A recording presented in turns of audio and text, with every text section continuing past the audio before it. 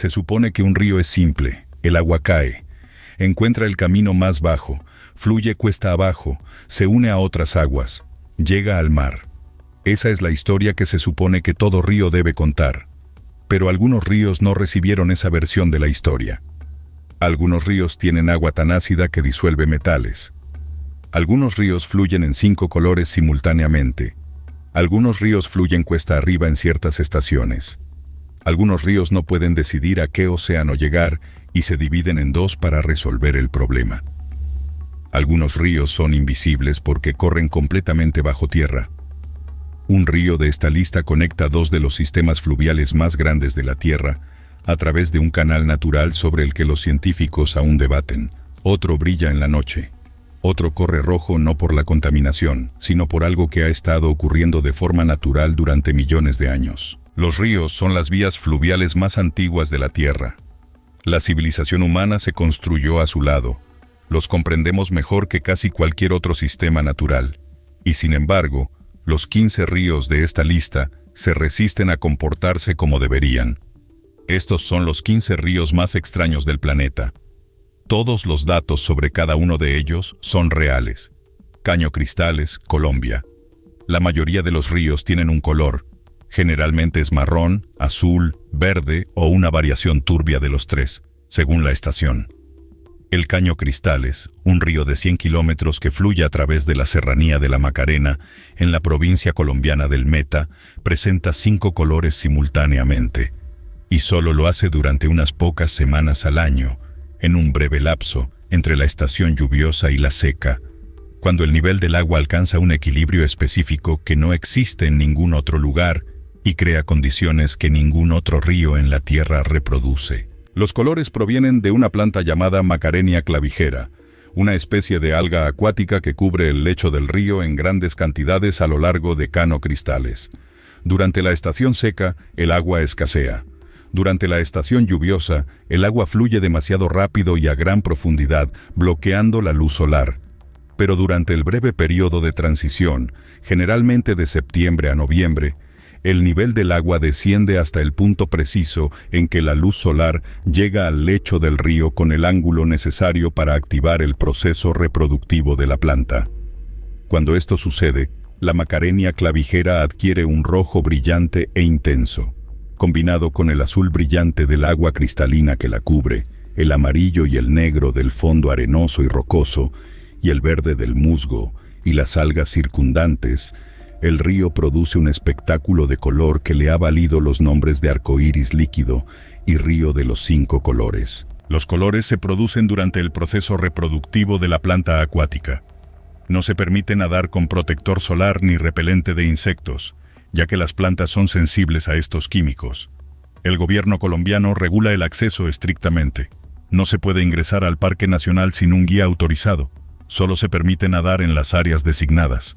Además, el río permanece cerrado por completo durante la estación seca para permitir la recuperación del ecosistema.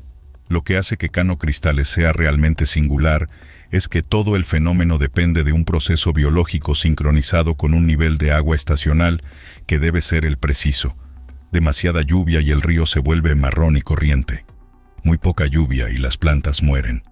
Los 5 colores solo existen en el breve lapso en que todo está en perfecto equilibrio, en un río que no tiene equivalente en ningún otro lugar de la Tierra. Río Tinto, España. En la región andaluza del suroeste de España, un río desciende de la Sierra Morena hasta el Golfo de Cádiz, cerca de la ciudad de Huelva. En una fotografía satelital parece una herida en el paisaje, una franja brillante de rojo intenso y naranja que atraviesa un terreno verde y marrón. El río Tinto presenta un llamativo color rojo.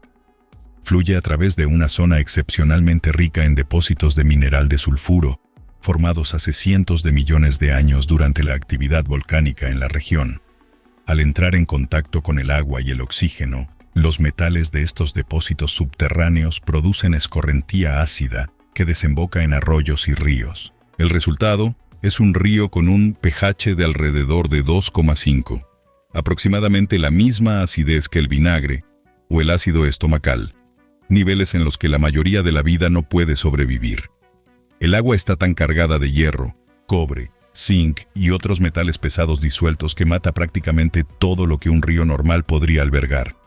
Peces, la mayoría de los insectos, la mayoría de las plantas desaparecen.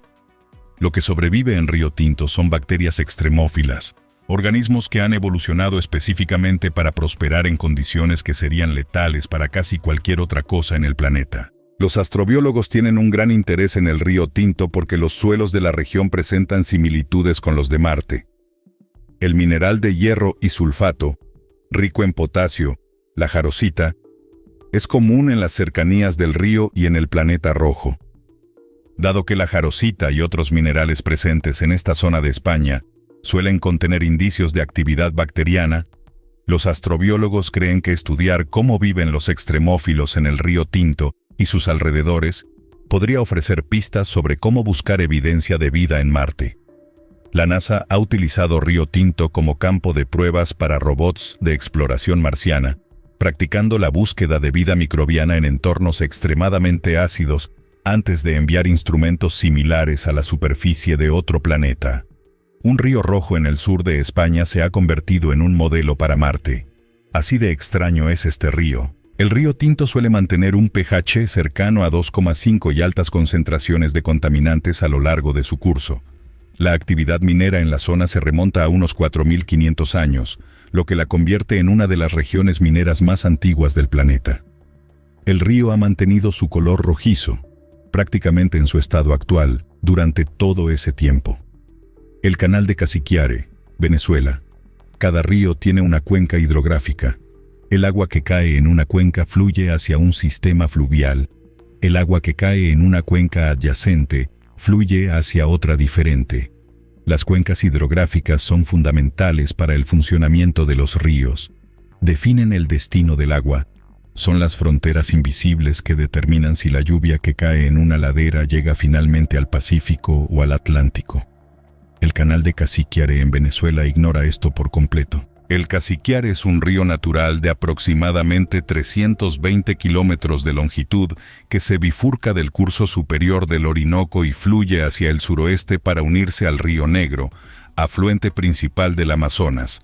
Esto significa que el Casiquiare es una vía fluvial natural que conecta dos de los sistemas fluviales más grandes del planeta, el Orinoco y el Amazonas, cuyas aguas desembocan en océanos completamente diferentes.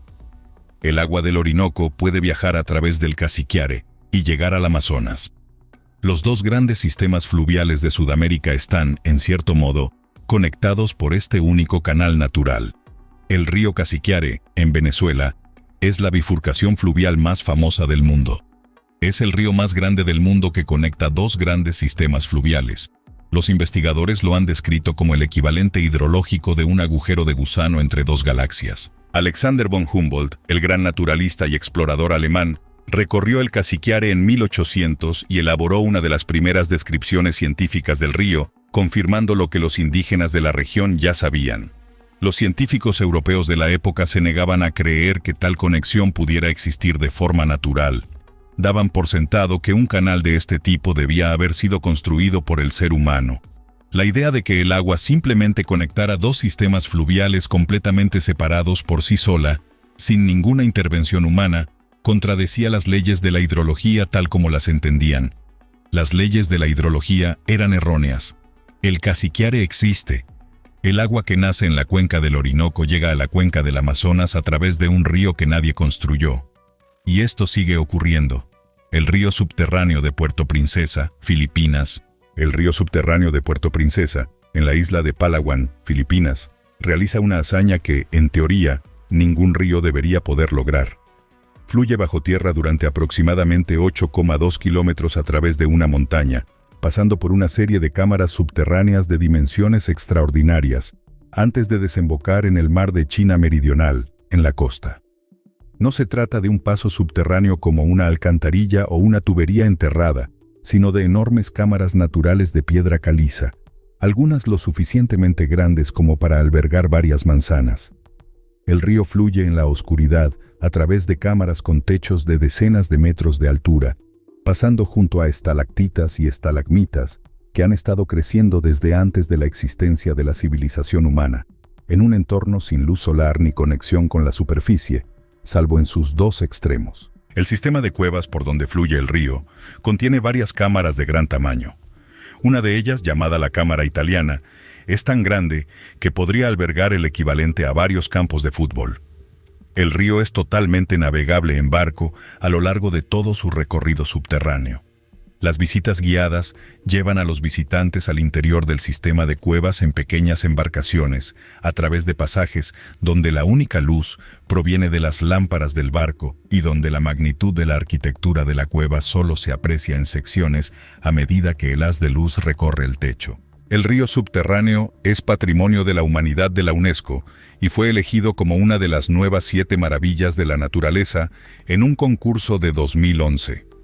8 especies de reptiles habitan el sistema de cuevas y sus alrededores.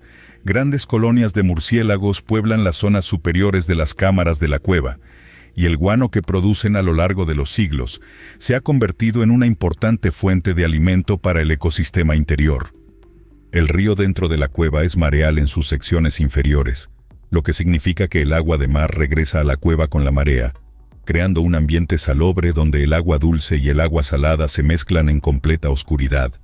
Un río que fluye a través de una montaña durante más de 8 kilómetros y desemboca directamente en el mar en la costa, llevando consigo su ecosistema en una oscuridad perpetua. No existe otro río igual en el mundo. El río encantado Hinatuan, Filipinas, en Mindanao, la segunda isla más grande de Filipinas, hay un pequeño río que ha intrigado a las comunidades locales y a los investigadores visitantes por una razón muy distinta a la del río subterráneo de Palawan. El río Hinatuan, conocido universalmente como el río encantado, es de un azul casi irreal. No es el azul de un mar tropical poco profundo, sino algo más profundo.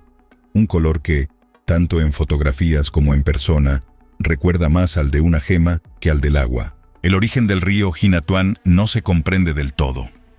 No parece alimentarse principalmente de aguas superficiales. Se cree que está conectado a un sistema de cuevas subterráneas y posiblemente al mar, lo que explicaría tanto la extraordinaria claridad del agua como el notable color azul que proviene de la profundidad de la columna de agua y la transparencia del agua superficial.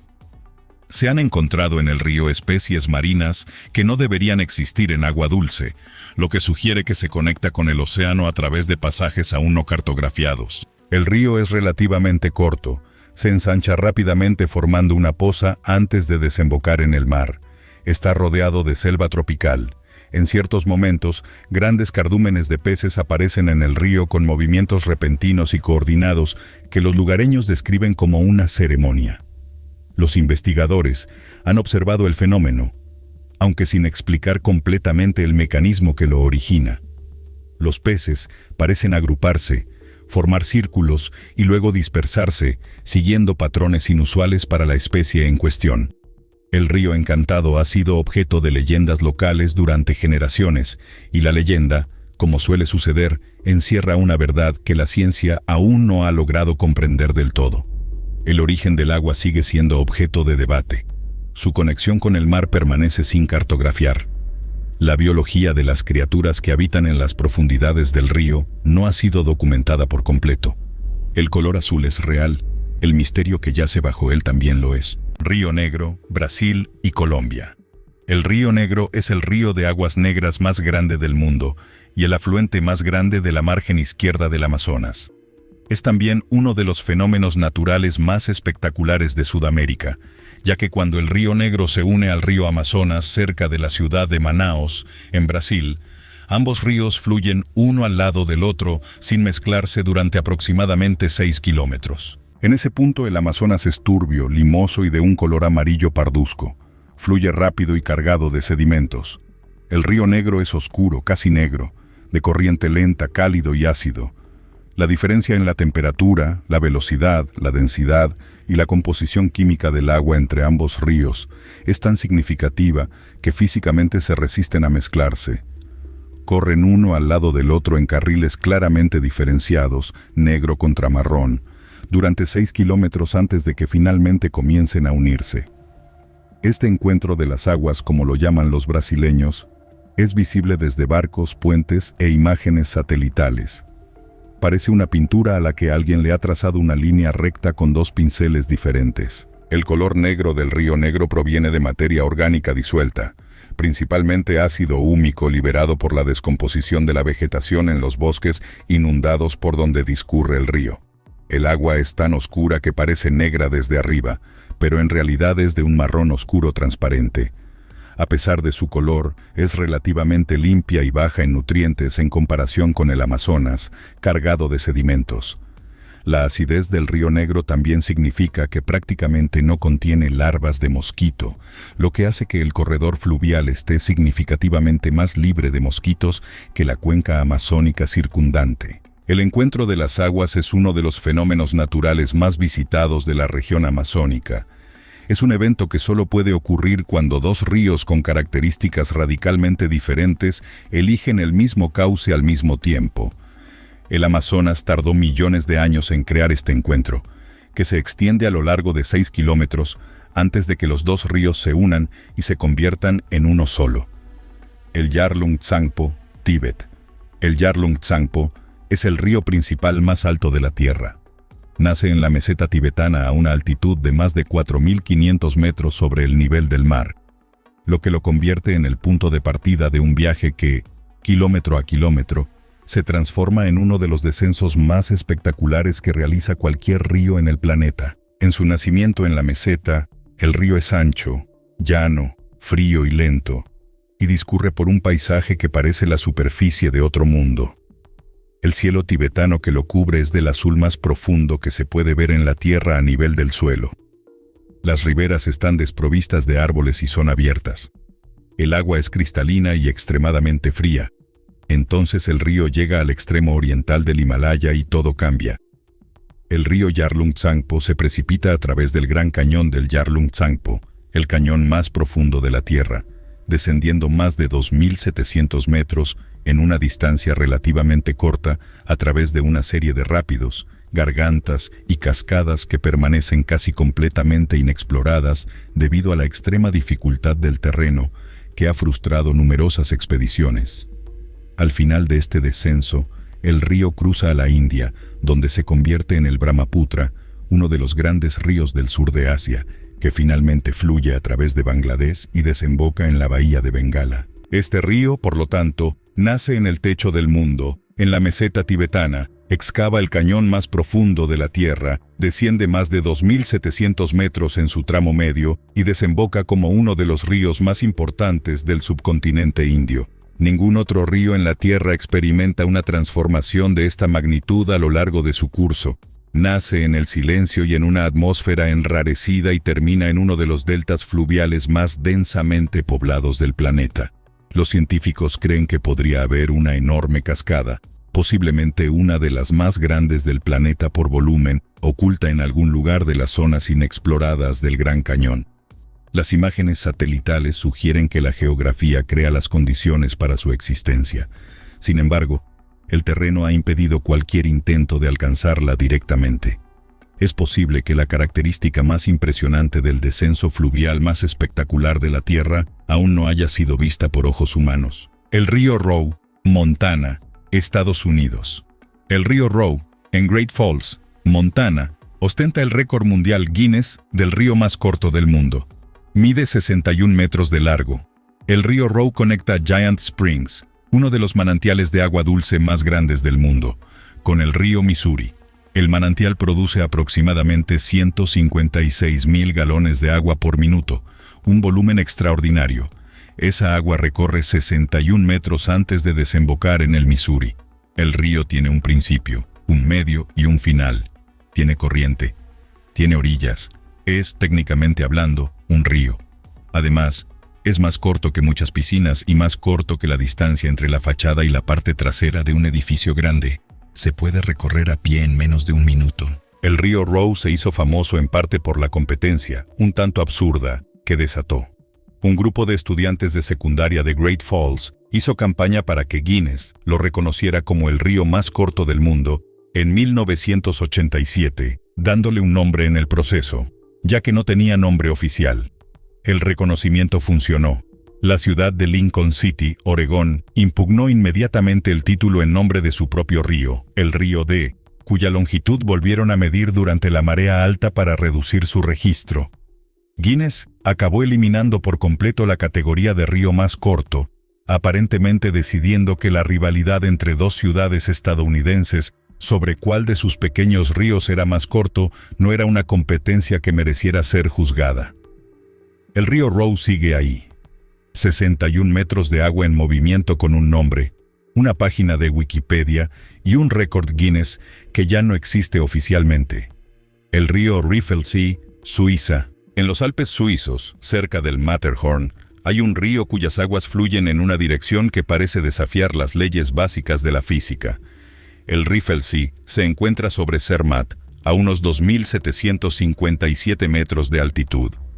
En ciertas épocas del año, el agua del lago parece fluir cuesta arriba antes de descender. Este efecto es una ilusión óptica creada por la geometría particular del valle y la perspectiva desde la que se observa el río, pero resulta tan fascinante que ha atraído la atención científica y está documentado en relatos de excursionistas e investigadores que lo han presenciado. El propio río desemboca en un sistema de cascadas que se precipitan de forma espectacular hacia el valle bajo Zermatt, formando una serie de saltos de agua que generan una neblina visible desde bastante distancia. El entorno, con el Matterhorn visible desde el lago y el agua descendiendo a través de prados alpinos hacia el valle, lo convierte en uno de los sistemas fluviales cortos más impresionantes visualmente de Europa. Lo que hace peculiar al río Riffelsee es esta cualidad óptica tan particular, la forma en que el terreno se combina con el ángulo de visión para hacer que el agua parezca fluir hacia arriba. Esto lo ha convertido en objeto de estudio para investigadores interesados en cómo la percepción moldea nuestra comprensión de los elementos naturales. Se supone que un río fluye cuesta abajo. Todo en nuestra forma de interpretar el paisaje nos indica que el agua se mueve en una dirección. Cuando parece moverse en la dirección opuesta, aunque sea brevemente y como una ilusión, revela algo sobre las suposiciones implícitas en nuestra percepción del mundo que nos rodea. El arroyo Waitomo Glowworm, Nueva Zelanda, bajo las onduladas tierras de cultivo de la región de Waikato, en la isla norte de Nueva Zelanda, un río fluye a través de un sistema de cuevas que se distingue de casi cualquier otro entorno cavernoso en la Tierra. Las cuevas de Waitomo albergan una especie de luciérnaga bioluminiscente llamada Arachnocampa luminosa, que solo existe en Nueva Zelanda y no está emparentada con la luciérnaga común, a pesar de producir una luz similar, azul y verde. Decenas de miles de estos organismos cubren el techo de la cueva sobre el río subterráneo, creando un brillo continuo que transforma el techo en lo que los visitantes describen como un cielo nocturno estrellado de luz azul verdosa reflejada en las aguas negras. El río que atraviesa la cueva transporta a los visitantes en silenciosas barcas a través de cámaras donde la única luz es biológica. Las luciérnagas producen su luz en su etapa larvaria para atraer insectos que quedan atrapados en filamentos pegajosos que cuelgan del techo. La luz es una trampa. El techo estrellado es una estrategia de caza. La belleza de la cueva es, desde la perspectiva de las criaturas que la crearon, completamente funcional y completamente depredadora. El sistema de cuevas de Waitomo se formó a lo largo de aproximadamente 30 millones de años por la disolución de la piedra caliza a causa del agua ácida. El sistema de cuevas actual se formó relativamente hace poco tiempo en términos geológicos. El río que discurría en su interior excavó las cámaras por las que ahora fluye, y estas cámaras fueron colonizadas posteriormente por una especie que transformó la oscuridad en la ilusión de un cielo nocturno. Puedes recorrer este río en bote. Te sientas en silencio, porque el ruido molesta a las luciérnagas. Flotas a través de una cueva iluminada por decenas de miles de criaturas vivas que usan sus cuerpos para cazar, y desde abajo, parece lo más pacífico y hermoso del mundo. El río Fly, Papúa Nueva Guinea. El río Fly es uno de los ríos más grandes de Papúa Nueva Guinea y uno de los ríos principales menos explorados del mundo. Drena una enorme extensión de bosque tropical de tierras bajas en el sur del país, fluyendo lentamente a través de un paisaje que transita desde afluentes de tierras altas hasta enormes llanuras aluviales de tierras bajas antes de llegar al Golfo de Papúa. Lo que hace que el río Fly sea realmente singular es su biología. Este sistema fluvial alberga a la tortuga del río Fly, la tortuga de agua dulce más grande del mundo, que puede alcanzar el tamaño de una mesa y posee una nariz larga y característica que utiliza para respirar sumergida.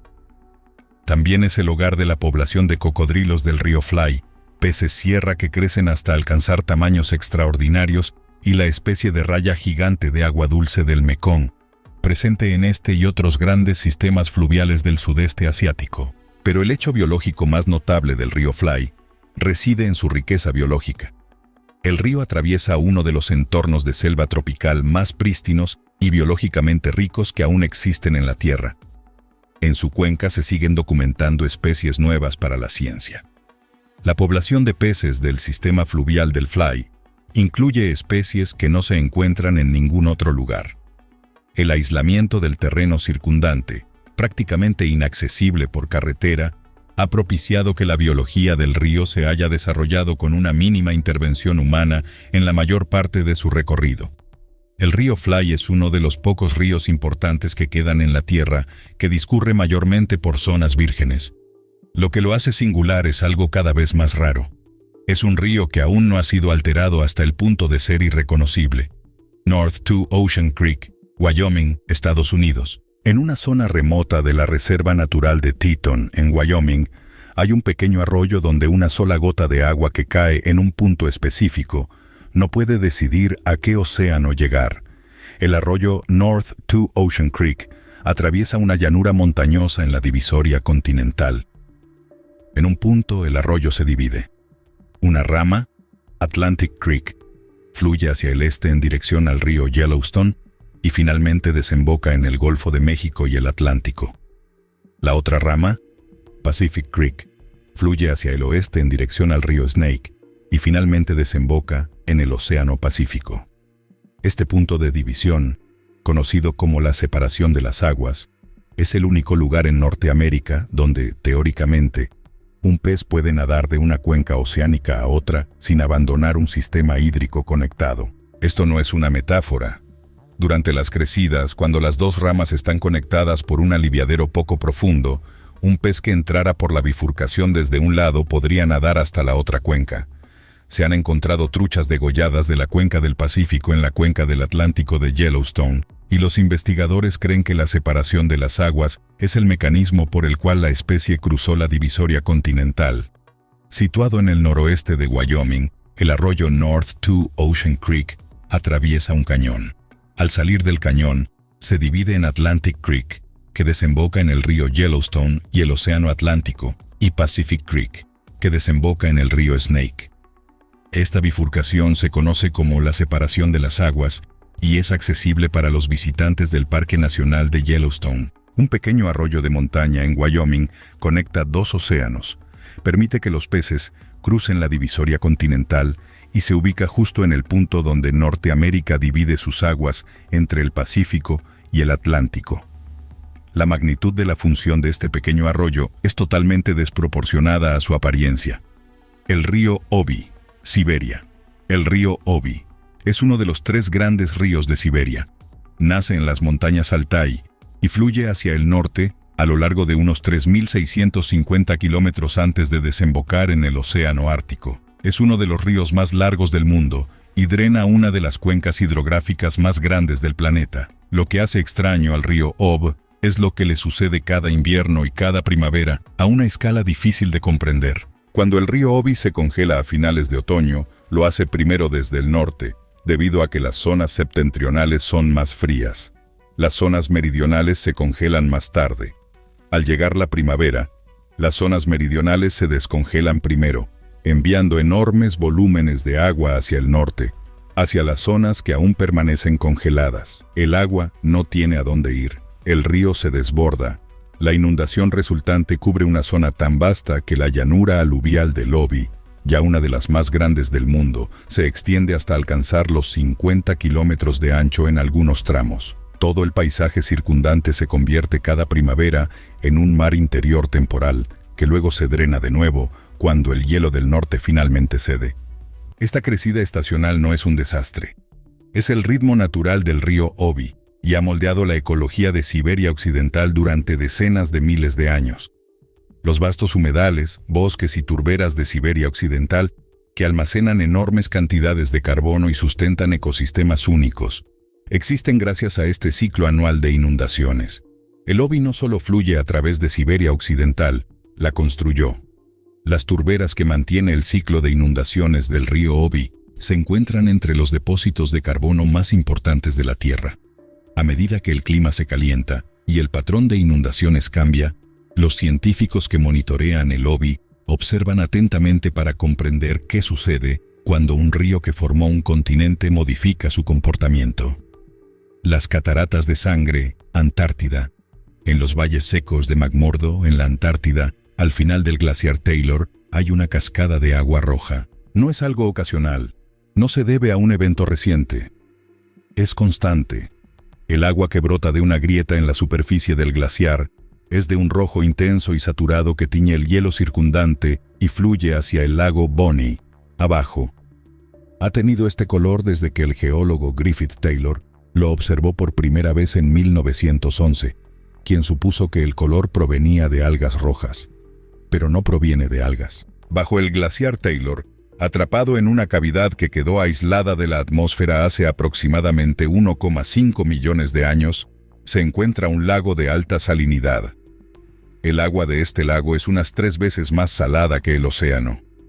Es extremadamente fría, por debajo del punto de congelación normal, pero no se congela debido a su alto contenido de sal. Además, está completamente aislado del mundo exterior y del oxígeno.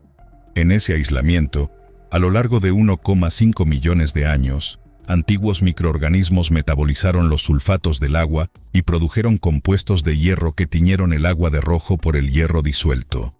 El agua es tan rica en hierro que al llegar a la superficie y entrar en contacto con el oxígeno del aire, el hierro se oxida, la misma reacción química que tiñe de rojo los metales con el óxido, y la cascada fluye roja. Los microorganismos que han vivido durante 1,5 millones de años en esta bolsa de salmuera sellada, en completa oscuridad y sin oxígeno, son estudiados por astrobiólogos que buscan modelos de cómo podría sobrevivir la vida en otros planetas donde no hay oxígeno, luz solar ni agua superficial. Una cascada roja en la Antártida es una ventana tanto a la historia antigua de la Tierra como a la posibilidad de vida más allá de ella. El río Jinsha, China. El río Jinsha, que forma el curso superior del río Yangtze antes de que se le unan sus principales afluentes que le dan su caudal máximo, discurre por uno de los corredores geológicamente más activos y sísmicamente inestables de China. Atraviesa la región de los 3 ríos paralelos de la provincia de Yunnan, donde los ríos Jinsha, Lancang y Nu discurren en paralelo, separados por cadenas montañosas a lo largo de cientos de kilómetros, una configuración que no existe en ningún otro lugar del planeta y que fue declarada Patrimonio de la Humanidad por la UNESCO por su extraordinaria importancia geológica y biológica. Lo que hace al Jinsha particularmente singular es la velocidad de su transformación geológica.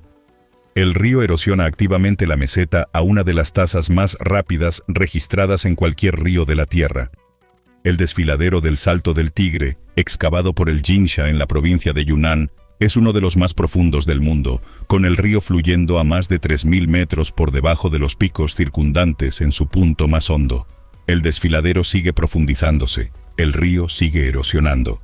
El paisaje que rodea al Jinsha está siendo remodelado activamente por el agua que fluye a través de él a un ritmo geológicamente vertiginoso. 3 de los ríos más grandes de Asia discurren en paralelo a través de la misma cordillera durante cientos de kilómetros, cada uno excavando su propio desfiladero en un terreno que se transforma constantemente. El Jinsha no es singular por su aspecto en un momento dado, sino por lo que está en proceso de convertirse. El río Darkling del Okavango, Botsuana. La mayoría de los ríos desembocan en el mar. El río Okavango fluye desde las tierras altas de Angola hacia el desierto del Kalahari en Botsuana y luego simplemente se detiene. No llega a ningún océano. No se une a ningún otro sistema fluvial. no desaparece bajo tierra para emerger en otro lugar. Se extiende formando un vasto delta interior de canales, islas y llanuras aluviales estacionales que abarca aproximadamente 15.000 kilómetros cuadrados, y luego el agua se evapora lentamente y se filtra en la arena del desierto. El delta del Okavango es el delta interior más grande del mundo, un sistema fluvial que vierte toda su agua en un desierto y la pierde por completo debido al calor y la arena. Sin embargo, a pesar de terminar en un desierto, el delta del Okavango es uno de los ecosistemas con mayor biodiversidad de África. Cientos de especies de aves, decenas de grandes mamíferos como leones, elefantes, hipopótamos, leopardos y perros salvajes, y una extraordinaria variedad de peces y reptiles habitan un sistema creado por un río que nace en otro lugar y nunca se va. Las inundaciones del delta son provocadas por las lluvias en Angola, mucho más al norte, lo que significa que llegan a Botsuana durante la estación seca, justo cuando más se necesitan. Esto hace que el ciclo vital del delta parezca contradecir el clima circundante. Cuando el Kalahari está más seco y caluroso, el Okavango se desborda. Cuando llegan las lluvias a Botsuana, el delta se encuentra en su nivel más bajo. Un río que atraviesa un continente llega a un desierto, se niega a continuar hacia el mar y, en cambio, crea el ecosistema de vida silvestre más rico del continente en el lugar donde decide detenerse. El Okavango es el único río en la Tierra que eligió un desierto como destino y convirtió esa elección en algo extraordinario. Estos 15 ríos no tienen nada en común, excepto el hecho de que todos infringieron una regla que se supone que deben seguir los ríos. Los ríos son las carreteras más antiguas de la Tierra. Los hemos cartografiado, nombrado, represado, desviado, contaminado algunos y dependido de todos ellos para todo aquello sobre lo que se ha construido la civilización humana. Y después de todo eso, ríos como el Cassiquiare, el Caño Cristales, las Cataratas de Sangre y el Okavango siguen existiendo, haciendo cosas que el modelo estándar de cómo funciona un río no puede explicar del todo. El planeta aún guarda sorpresas, la mayoría de ellas están en el agua. ¿Cuál de estos ríos te gustaría ver con tus propios ojos? Déjalo en los comentarios. Y si quieres seguir explorando los lugares de este planeta que se niegan a comportarse como deberían, suscríbete a Parallel Facts. Seguiremos adelante.